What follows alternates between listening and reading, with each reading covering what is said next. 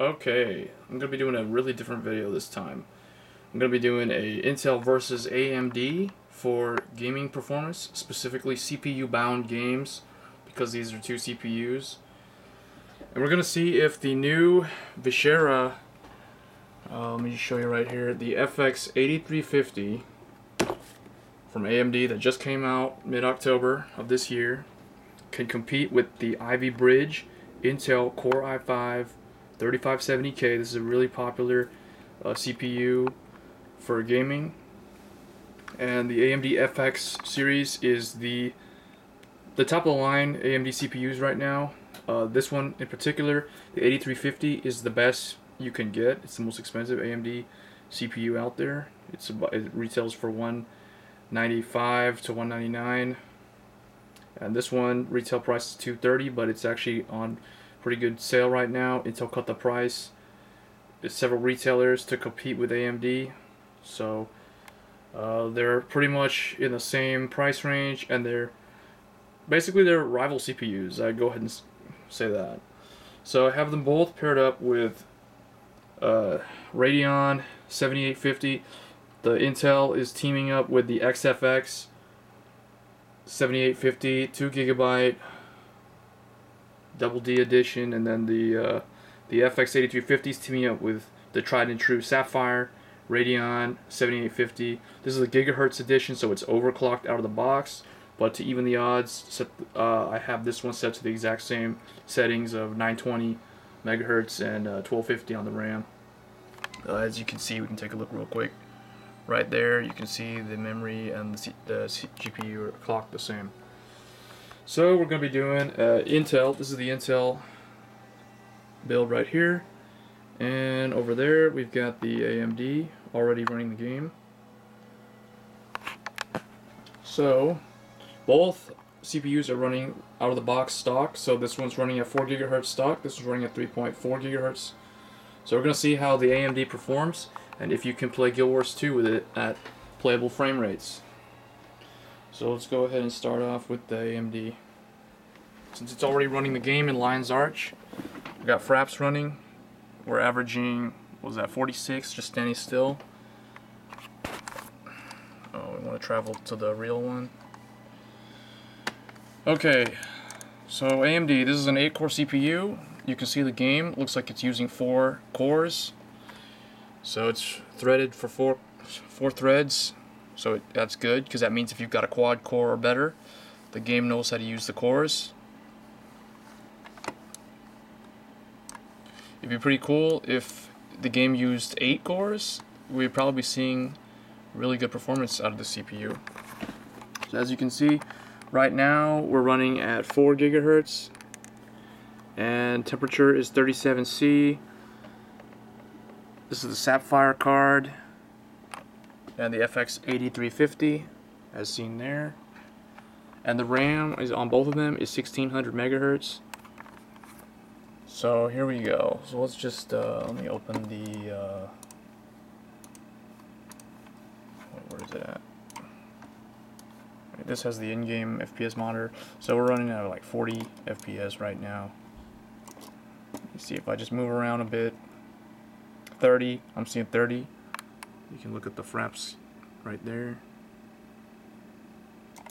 So let me leave Lion's Arch here and go to open world.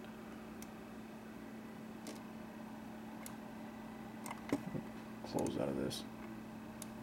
So it's definitely playable. It's Lion's Arch, right? You don't need 60 FPS while you're here, but of course 60 FPS, if you've got it, you'll use it. So I'm seeing like 40 by the fountain. And we're not in any overflow or anything like that. So you got all the characters, all the player characters running around.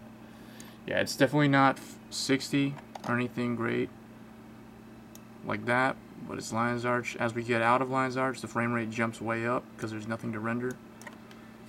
Now we're going to head out to the open world. So definitely playable so far. For World vs. World, I would say you would take the Lion's Arch frame rate and you would subtract about 10. In the worst case scenario, it would be about 15 FPS lower. So here we are in open world. We're doing 80, 70. Keep in mind this is stock 4 GHz on AMD system with reflections turned off. Oh yeah, I need to show the graphics settings for this test. So as you can see, for graphics settings, we're running on 1080p resolution with best performance set. Everything is on high except for reflections, which is disabled. Vertical sync is also disabled because I want to see the maximum possible frame rate.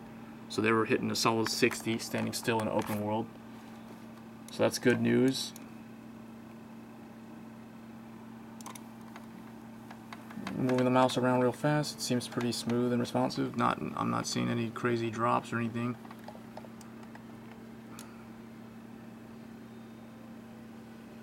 So yeah, it's definitely playable. Seeing 70. I would say that its average is right around 55.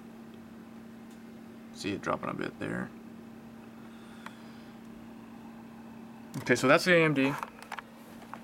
And before the end of this video, we'll show a graph that shows the average. So let's just log in real quick.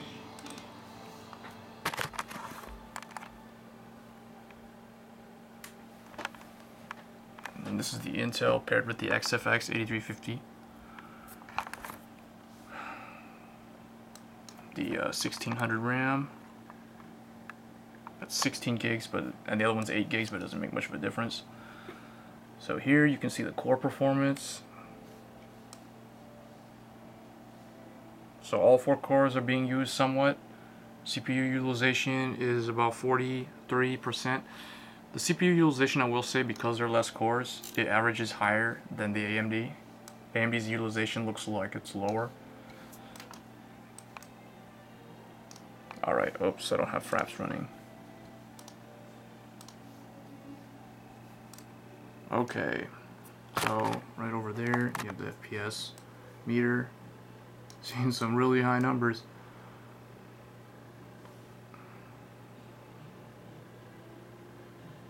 So good, we're seeing a good sticking right around 70.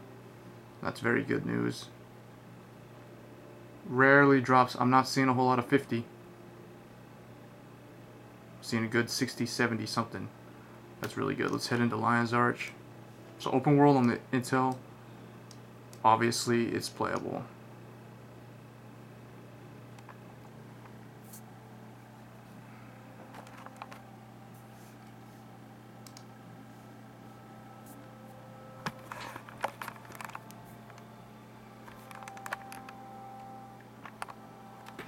Alright, as we load into Lion's Arch, we're seeing 40.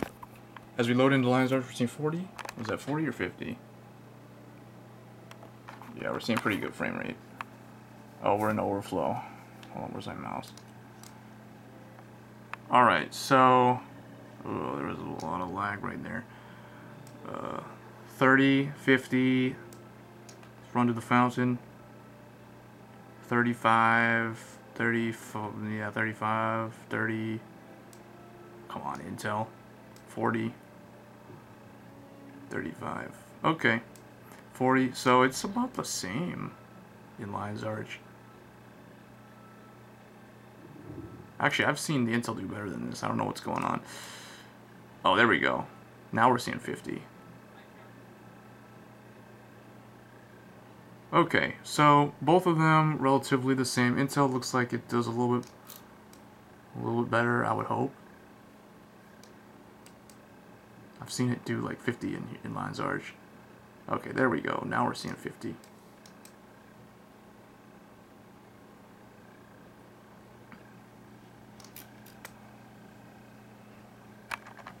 So definitely playable frame rates for both of them. World vs. World on a quad-core Intel and a 8-core AMD, you're going to see about the same performance. AMD will probably do a little bit worse, 5 to 10 FPS worse, I would say, based on experience. So yeah, I would say both are viable options for CPU-bound games, but when I show you this graph, your opinion might change. Here we have Starcraft 2. The pink line is AMD, and the blue line is the Intel, so Core i5 versus the FX-8350. As you can see, Starcraft 2, obviously they're way above 60, although AMD does dip at one point there. I don't know what that was about. But other than that, and it does, again, it touches 60 at another point in the game. Intel doesn't do that. Intel never gets anywhere close to 60. And this was like a quick Zerg pool match. It was less than 10 minutes long. And then this was, well, that was like a 2-minute, yeah, that was like a 2-minute game. I think the guy left.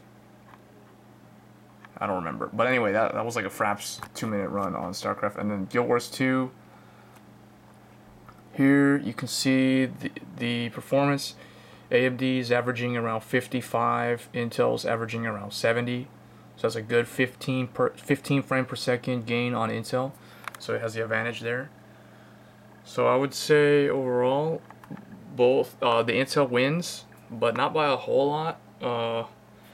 In GPU-bound games, you're gonna get the exact same performance.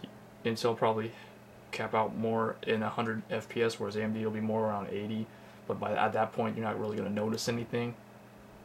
So overall, I would say both are pretty decent. FX, it's a viable option.